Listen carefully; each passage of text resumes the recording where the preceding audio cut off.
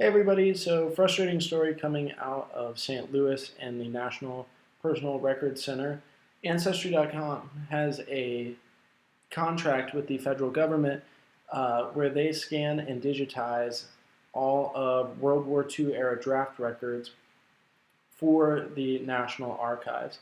And in exchange for Ancestry being able to hold that database on their website, they go ahead and give access to those records back to the National Personal Records Center. So that way, if you're on site, you can locate the records there for free digitized copies.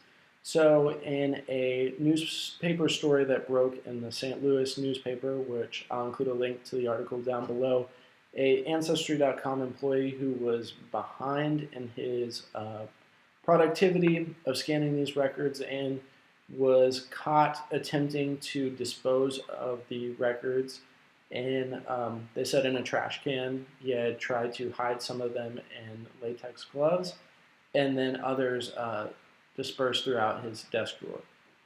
So, frustrating story for any genealogist that knows the values that those records contain, especially for those family members that the records were related to.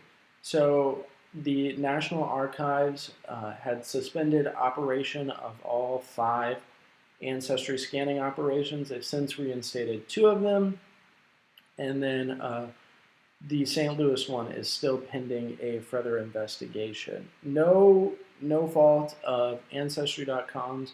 It just seems like this guy was behind on his work and went rogue and attempted to destroy or dispose of some records to try and catch up. So, a frustrating story for the genealogy community, especially since not only does it affect those records that he attempted to dispose of or hide, but it also affects future records that Ancestry would have been able to scan and digitize, and this kind of has a stain on any digitization efforts by any group, whether it be Ancestry, MyHeritage, or even Family Search volunteers that go out and do this.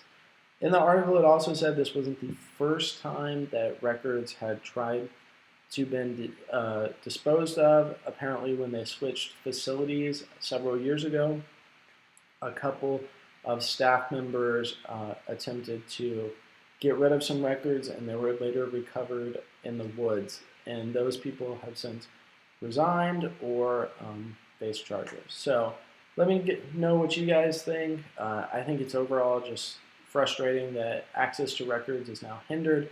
Not only the ones that were disposed of.